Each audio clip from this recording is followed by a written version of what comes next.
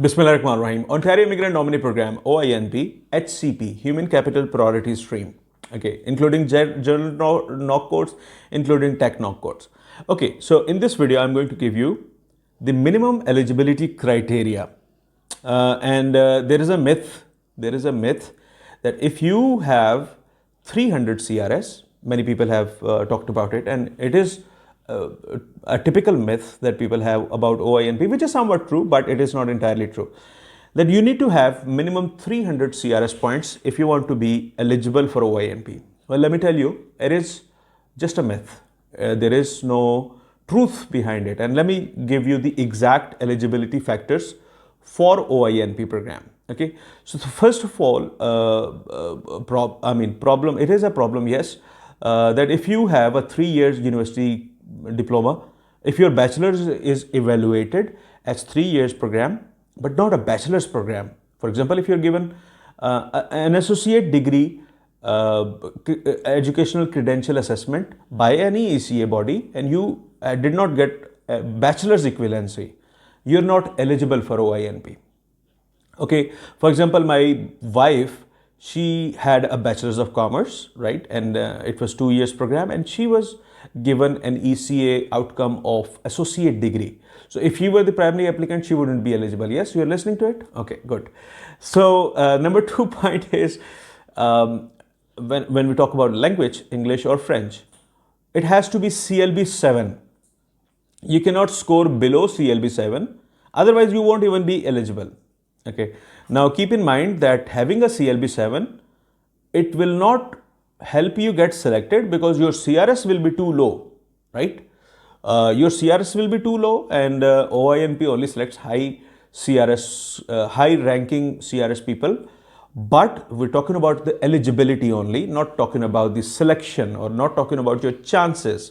Frankly, everyone has a chance if they're eligible for that program, right? And if they're in that ground, okay? So minimum CLB 7 is the requirement, okay? Number 3 minimum eligibility is that you need to have a valid express entry profile.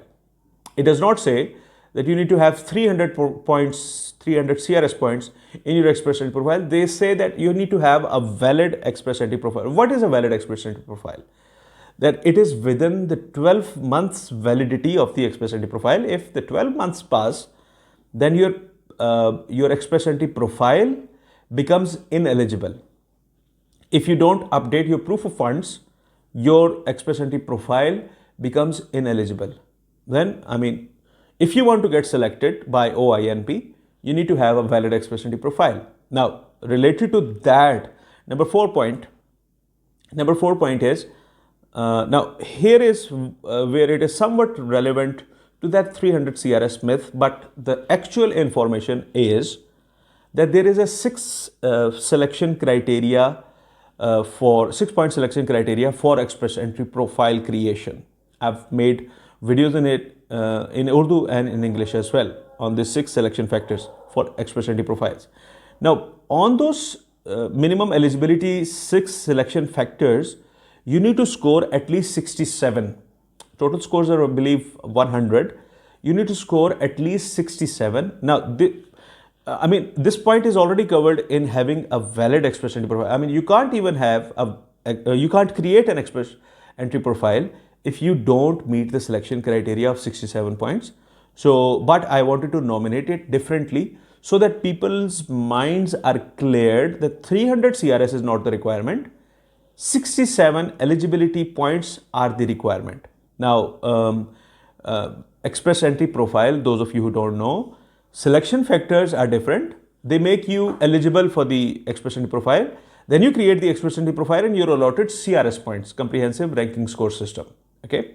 So you need to score at least 67 points, and people with 67 points, FSW people, they can have 293, 296 CRS score. There is nothing wrong with it, and still they will be eligible for OINP HCP stream. So this is the right information. Next up, related to your express entry profile, when you create your express entry profile, they ask you which provinces or province do you want to reside in. So either you select all provinces or you select Ontario. Okay, then you will be eligible for this program. If you select only Alberta, only Saskatchewan, only Manitoba, then you will not be eligible for OINP HCP stream. Okay, and similarly for Saskatchewan, Alberta as well, you need to select all provinces, and this is the safe scenario. So my suggestion, always select all provinces. Number 6, minimum eligibility criteria for OINP HCP is that you need to have a notification of interest issued. If you don't get an NOI, notification of interest, or we call it ITA usually, but for OINP, it's called notification of interest. So if they show their interest in you, that come on, apply to us and we'll give you a nomination. Okay, that is the basic eligibility criteria, and that is based on your CRS and your knock codes. If your knock code is in the required knock codes list and your CRS is in the required CRS range, then you get an NOI. Okay, so these are the 6 factors, 6 eligibility points for OINP. I hope you like this video, and if it added information to your knowledge about Canadian immigration, then give this video a thumbs up, and if you have not subscribed to my channel yet, then please do that. So with these words, this is Alif Takhar, and I'm hoping great things are coming your way.